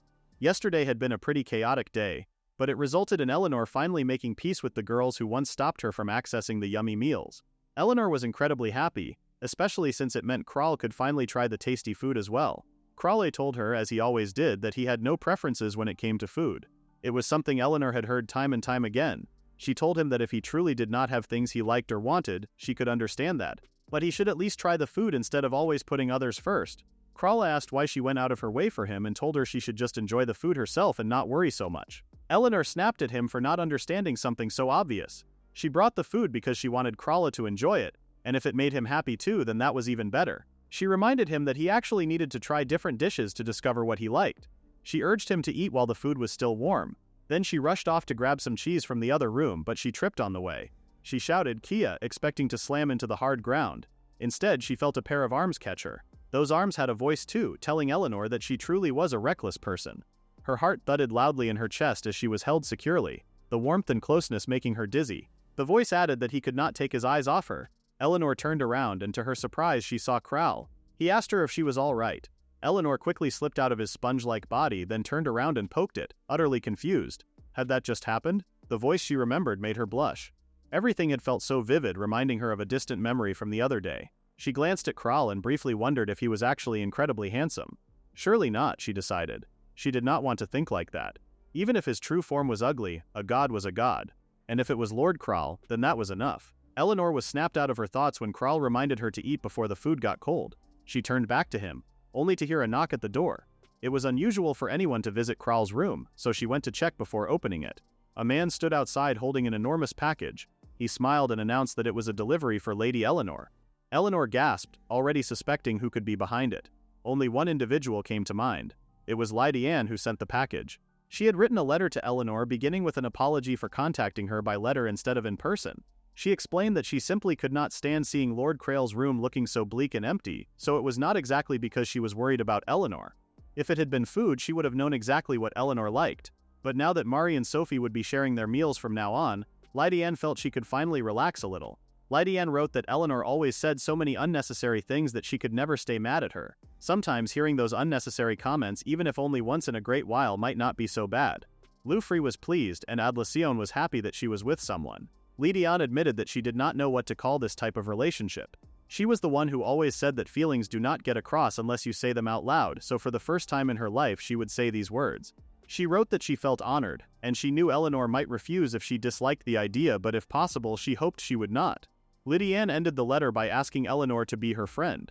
Eleanor sighed. The letter was far too long-winded. How could Lady Anne be so hopeless? If they were not friends, then that would make Eleanor some kind of sad freeloader who just tagged along at Lady Anne's side for free food. And now she had sent an entire load of fancy furniture as a gesture of goodwill. The girl was truly terrible at making friends. Eleanor turned to Kral and asked if she could invite someone over. She explained that she wanted to thank Lady Anne for the furniture, and if she did not welcome her properly, Lady Anne might become anxious. Kral asked Eleanor if she planned to keep coming to this room from now on, and Eleanor blinked in confusion. She asked if she had been bothering him. Kral told her of course not. He just thought she might not want to come here anymore. He added that he knew Lufri had asked her to become his saint, and for a human that offer must have been tempting. Eleanor asked how he knew that, and Kral replied that he could tell from the way Lufri looked at her. Lufri rarely showed himself like that. Eleanor stuttered that Lufri had only been playing around. He had even said so himself. Even if he had been serious, she would never have accepted. The old her might have been thrilled, but now no matter which god asked her, her answer would always be the same. Eleanor smiled and told Kral with pride that she was his saint. Kral began to sweat, wondering how things had come to this.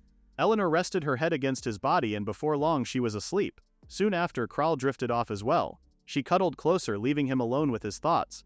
If she were the saint of any other god, she would receive these things as a matter of course, yet she ran around trying to provide them for him. She should not have to go this far for his sake, or so Kral believed. He knew he had no power and nothing to repay her with. There was no reason to care for a god who gave nothing back.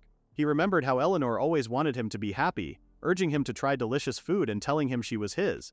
And suddenly Kral shifted into his true self. He gently caressed Eleanor's head, stroking her hair. He called her Noah.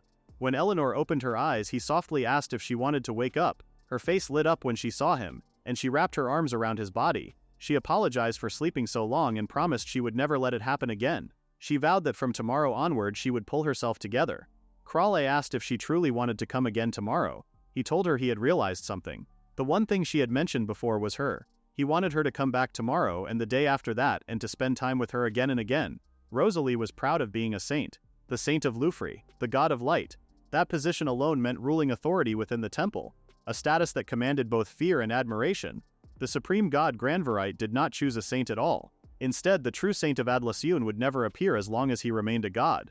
Soirée was equal in rank in the twin deity of Lufra, but because she was the younger twin, Lufra's saint took precedence. Ultimately, Lufra's saint was effectively the highest-ranking saint in the temple, standing above the rest by divine design.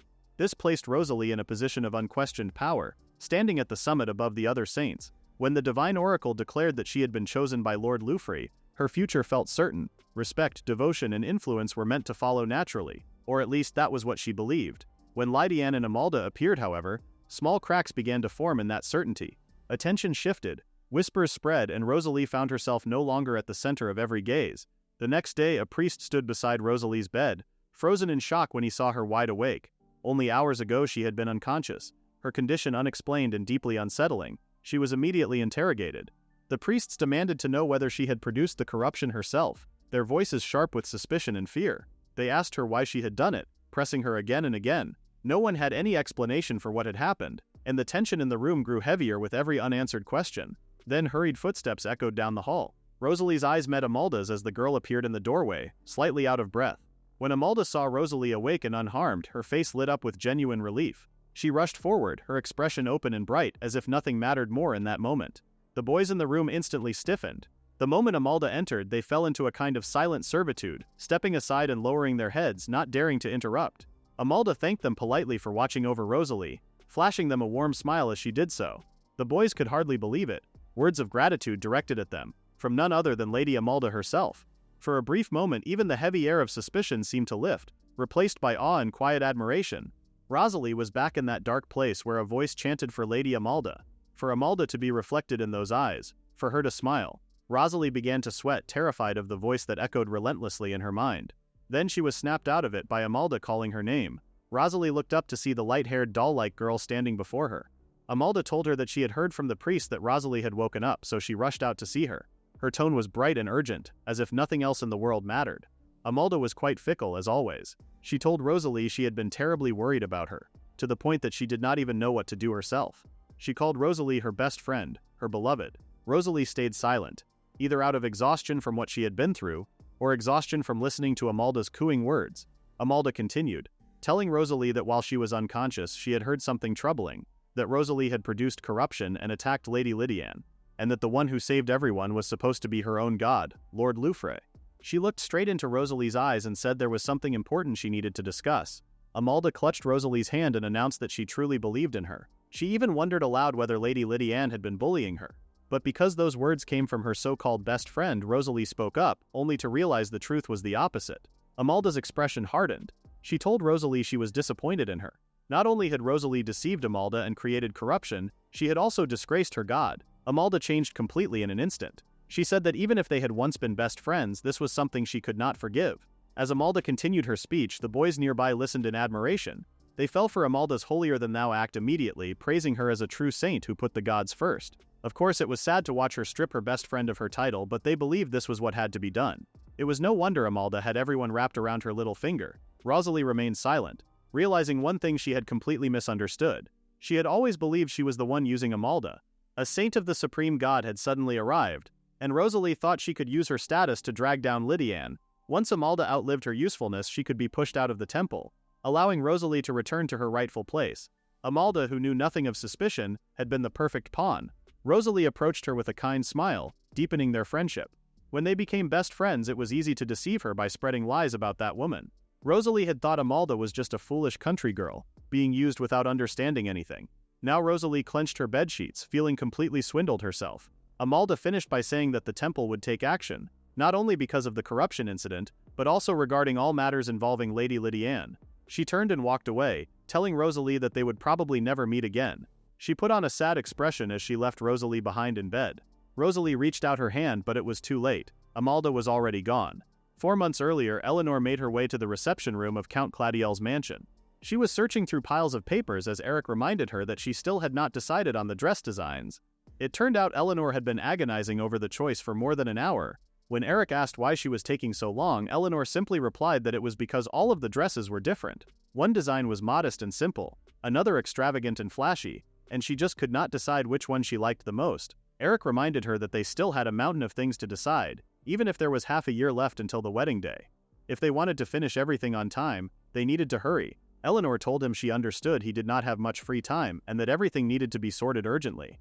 Still, she did not want to regret anything. Her wedding was a once-in-a-lifetime event, and she wanted it to be the best wedding possible. Eric smiled and said he could tell she was truly looking forward to the wedding. Eleanor smiled back. Of course she was looking forward to it. They promised each other they would do their best, and even though there was no romantic love yet, the marriage would benefit them both. Eleanor hoped they would become a couple who supported and acknowledged one another. But all of that was a lie. She remembered the letter he sent. Those blunt handwritten words. Eleanor woke up in a panic. Why was she dreaming about Eric? She knew revenge still lingered in her mind, but that should not have been enough to bring back memories like this. She shook her head and pushed the thoughts away, climbing straight out of bed. She was a saint now, and a saint could not neglect her duties. She opened the window and breathed in the fresh air. It had been half a month since the huge incident involving Rosalie, the saint of the light god, creating corruption.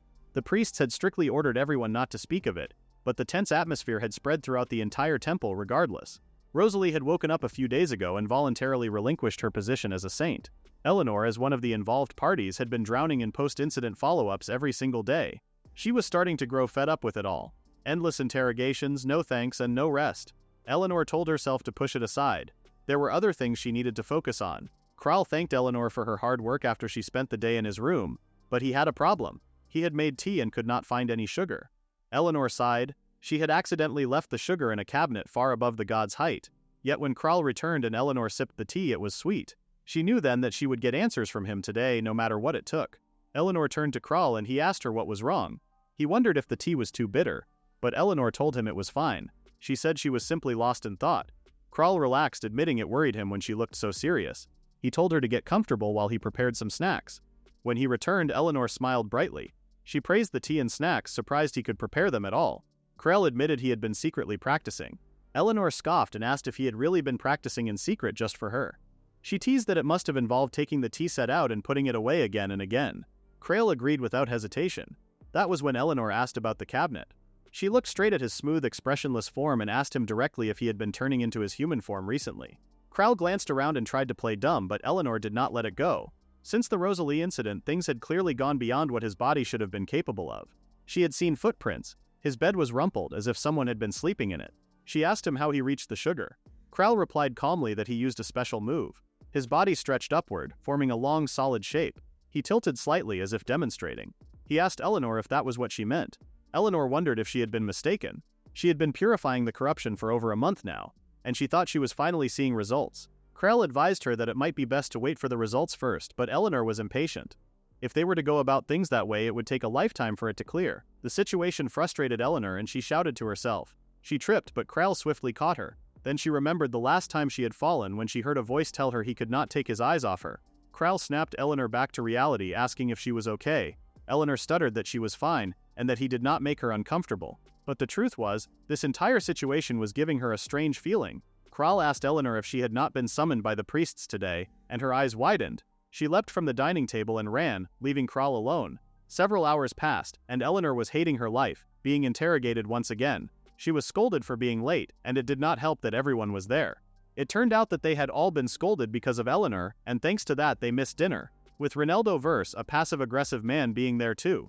Before the girls could give Eleanor any more of a hard time, Lady Anne appeared, telling them it was enough. She reminded the girls that Eleanor had already heard all of that from the priests, and if they were going to talk about pointless things, it would be better for them to just go home. Eleanor watched Lady Anne lecture the girls, telling her it was fine. But Lady Anne's lesson was clear: not to get too caught up in talking at night. Mari argued that Eleanor might be dumb, but there was a nicer way to put things. The last time Mari and the others properly talked with Lady Anne was after the corruption incident.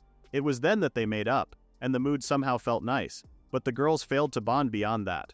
Lady Anne told Mari she only spoke the truth, and Eleanor laughed awkwardly. She told everyone that being late was already in the past, so there was no point in bringing it up forever.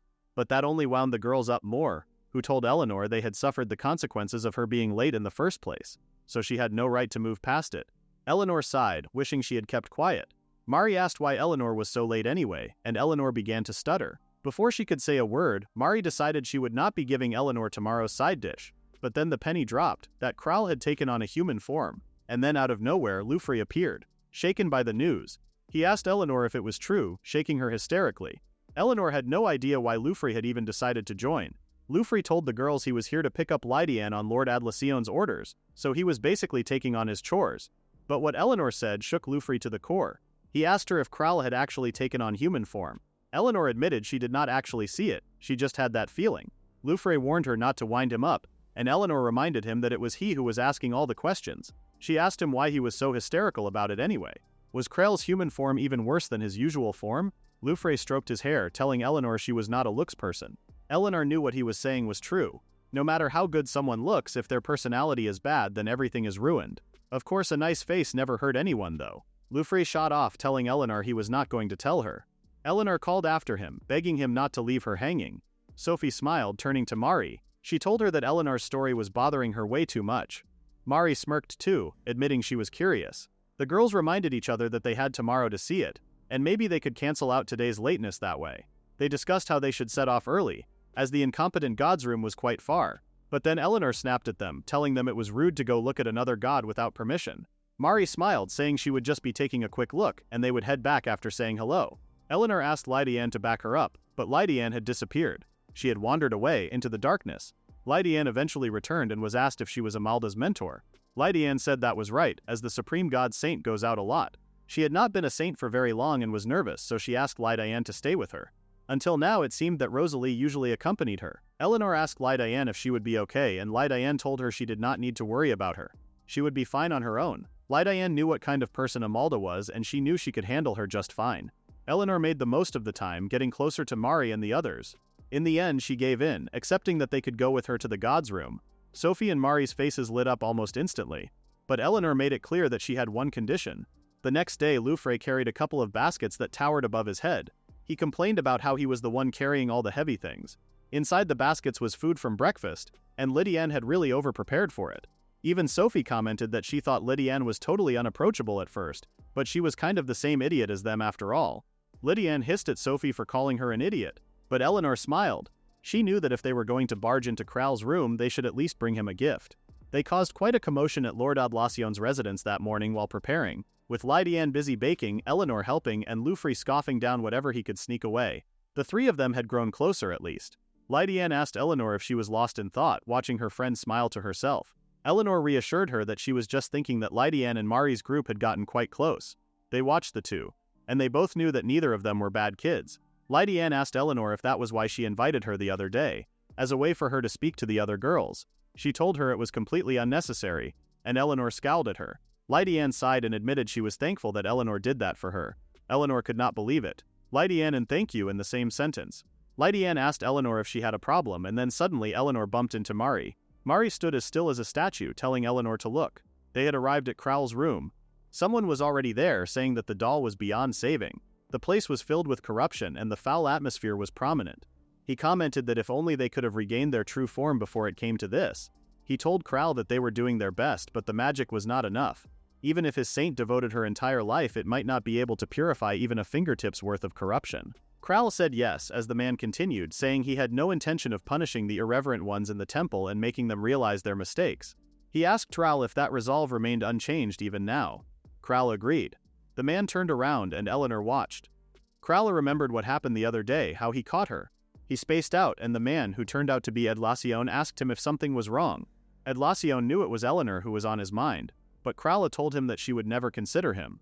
If he were beautiful like Edlacion, would he have worried this much? He was a war god so beautiful that even the other gods could not help but stare. Whenever he took up his sword, he always drew everyone's attention. Edlacion began to ask Krile about that, but then Eleanor burst in. She told Krile there was a shadow in the window. Her jaw dropped when she saw Edlacion looking back at her. She thought Krile was in his human form, but instead the group found themselves in a sticky situation. Mari told her to say something, but instead Lydianne picked up a sandwich from the hamper. He smiled, asking Lydianne if she had made more friends. Lydianne looked like she wanted to die, and all the girls thought Eleanor was mistaken in seeing Kral in his human form. Later that day, Eleanor apologized to Krala for making such a fuss and interrupting his talk with Edlacion. Krala told her it was fine, he probably did not mind, and it was nice to have some liveliness once in a while. Still, he was surprised that so many of her friends came just to see what he looked like. Eleanor apologized, but Krala apologized too, saying that he was not up to their expectations. Eleanor told him it was not that at all, it was just that Sophie and Mari got their hopes up. But then Krala asked Eleanor if she was expecting it too. He asked her if she would have preferred it if he had a human form as well. If she was hoping he would be a beautiful god, not an ugly or incompetent one. Eleanor took a breath. But Krile knew that people were superficial. At least that was what Lufri said. He quoted that Eleanor was a looks person. Eleanor's eyes narrowed, knowing Lufri was lying through his teeth. She told Krile she was not concerned with looks. Of course she did not dislike good-looking people, but, of course Krile was not buying it. And Eleanor stood up. She told Krile he did not need to force himself to be handsome. As long as he was himself, that was all she needed. She told him not to listen to Lufri. Krile told Eleanor she was right, and that he knew the kind of person she was. But Eleanor was not too sure what that was supposed to mean. Krile told Eleanor it meant she was wonderful. He thanked her before saying he would make them some tea. Krile drifted off, thinking to himself, he did not want to forcefully change their relationship, but he wanted to keep spending time with Eleanor, so for now he would stay as himself, the incompetent god.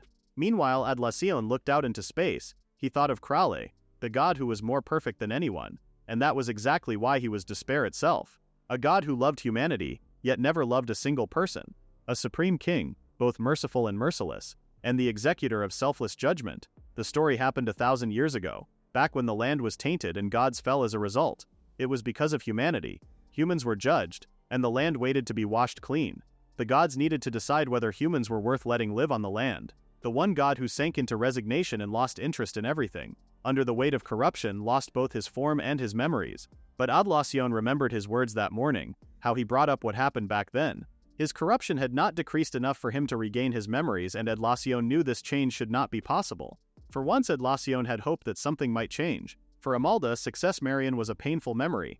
She was her childhood friend, 3 years older and the eldest daughter of Count Cladiel, her father's close friend. Amalda grew up with her and her little sister like they were real siblings, and yet that was why she thought Marion and Eleanor were best friends. The other girls asked if she was the one spreading the nasty rumors, shocked that a duchess would behave in such ways, not to mention ignoring Amalda and treating her like an outcast. They once heard that the duchess was a kind person, but of course rumors could not be trusted. It had been about a year since Duke Luveria married Marion, a young and gifted duke and the daughter of House Cladiel, a family far beneath him in status. A marriage with that kind of status gap became the talk of everyone. Amalda apologized for her dwelling, mentioning how it was supposed to be a fun tea party, but the girls told her not to worry. They added that they were honestly glad that they got to hear the duchess's true nature. Amalda still blamed herself. Even if they were childhood friends, she told them she was still a count's daughter, and a baron's daughter like herself must have gotten carried away and overstepped. The girls gasped. How could Marion judge people by their status when she married up herself? They told Amalda she was the one with a higher status now, and a mere duchess could be put in her place. Amalda smiled smugly, telling the others she could never think that. She truly wanted Marion to be happy with the duke.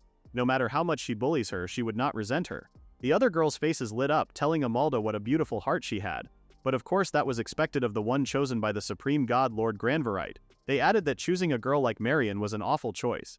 They even believed that if Amalda was there, he would have chosen her instead, or maybe he was already drawn to her. Amalda told them she had met him before, but Marion was always there too. She did say that she noticed how considerate the duke was. Even with Marion right there, he spoke to her so much. The others told her that must mean he fell for Amalda, and they pitied the duke for being drawn to her, but the duchess pulling them apart. Amalda knew it must be true. She had a feeling the duke cared more about her than Marion. and she felt like his gaze always had heat in it when he looked at her. And his smile at her felt different from the one he gave Marion. She remembered the heat in his eyes, and imagined it was because he was longing for her, and his considerate actions proved it. Amalda finally saw how things really were. But of course it was a problem.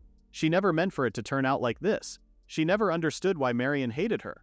But now it all made sense. Holding a grudge against Amalda like that, but she would never wish unhappiness on her. She just wanted Marion and Noah to be happy, as long as everyone finds a partner that suits them. She knew that Marion would be suited to a human duke, and Noah a useless god whose power matches hers. She approached Lord Granverite, who wore a cloak, knowing she would be happy too. Meanwhile, Eleanor told Kral he did not need to be nervous. He could just relax and leave everything to her. Kral said yes anxiously. Eleanor stuck her finger out, telling him she would begin. She poked him, and his blubbery skin bounced back. They both sat in silence until Kral told her that it seemed like the contact time was a bit too short. Eleanor knew she needed to touch him more properly, which made Kral even more anxious. She held her hands out but was met with a dark force, and Kral apologized, telling her he gave her too much impurity. Lately it had been like this every time, just the usual purification of impurity. But they could both feel the awkwardness. Kral asked Eleanor if she was okay. She looked really defeated. He apologized that it did not go very well, but Eleanor told him it was her fault since she grabbed him way too hard. Kral told her he did not mind. She had not really touched him much lately, so it actually made him happy like before. Eleanor gasped, knowing this was bad. She could not explain how, but all she knew was that it was really bad. When she got to her room, she looked in the mirror, telling herself it was nothing.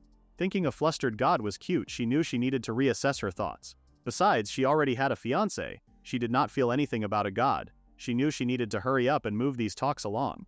Come to think of it, a letter had arrived that morning and she had not checked it. She grabbed the letter and saw her sister's name on it. It wrote that Marion had seen all the letters she kept sending that man who probably just talked big again and did nothing. She told her he was pathetically weak to power, and Amalda hoping for anything was pointless. She could not get her out of the temple herself, but she did poke at the engagement issue. From both that man and Count Selvin, she prayed that her parents would not be fooled, as this was Eleanor's trap, but her parents were buying it. They said they were told Eleanor was the one who broke off the engagement, and that was the complete opposite of what the letter from Duchess Laveria said. He said that Eleanor chose to become the saint of that useless god herself, and Lady Amalda said so herself.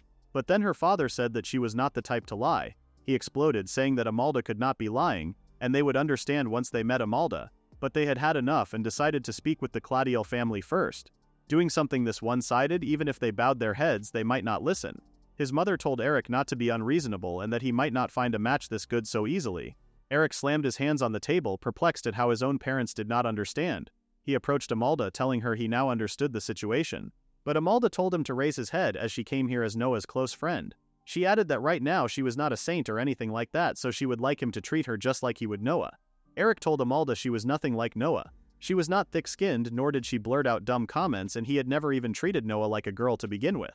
Amalda acted shocked, telling Eric she could not let Noah hear what he said. That day, even though Lady Amalda was so busy, she took the time to come and tell Eric the truth. He knew that she was pure, never blaming Eleanor for lying. That was why Eric believed Amalda, and yet his parents were fooled by a letter full of lies and convinced themselves that Lady Amalda was the liar. He did not know how something like this could be allowed. Vile people smirked while the righteous were dragged through the mud. Was there anything more unjust than this? Eric hated Eleanor and her sister for trying to disgrace Amalda.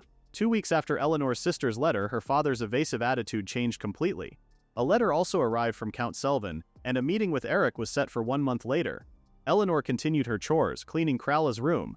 She picked up a broom, mistaking it for a mop. She told Kral a lot had been going on, but she knew she needed to focus. She finally took a step towards undoing the broken engagement. She told Kral she wanted to take some time off next month, and Kral asked her if she had anything planned. Eleanor said yes, smiling. Kral waited, as Eleanor knew she had been trying not to think about this. But if the discussion with Eric went well, the broken engagement would be fixed. She would be engaged to Eric again, and eventually they would be married. And if that happened, she could not remain a saint, the god's consort. So she would leave this room and leave Kral behind.